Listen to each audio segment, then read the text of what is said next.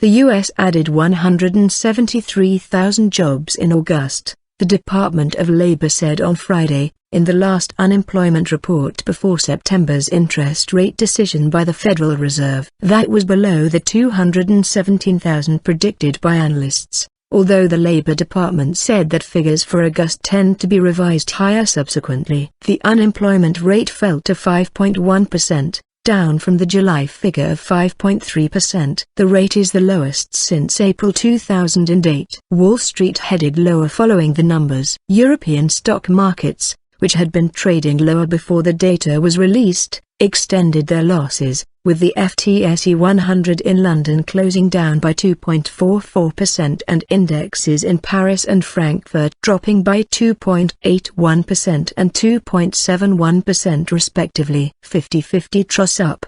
There were upward revisions to the number of jobs created in the previous 2 months, which added another 44,000 jobs. The revised figure for July was 245,000 jobs. The weaker than expected August number could make Fed officials think twice about increasing rates when they meet on 16-17 September. On Twitter, BBC Economics editor Robert Beston said it was inconceivable that the Fed would now raise rates this month given the jobs data and slowdown in emerging markets such as China. Paul Ashworth, chief U.S. economist at Capital Economics, said the report was fairly mixed and can be used to make a case for or against a rate hike, adding, "The September meeting is a 50-50 toss-up." Rob Carnell at ING Bank said, "We don't think it is sufficiently strong enough for the Fed to proceed with a September rate hike without markets worrying that the data is not good enough to support it." Chris Williamson, chief economist at Market,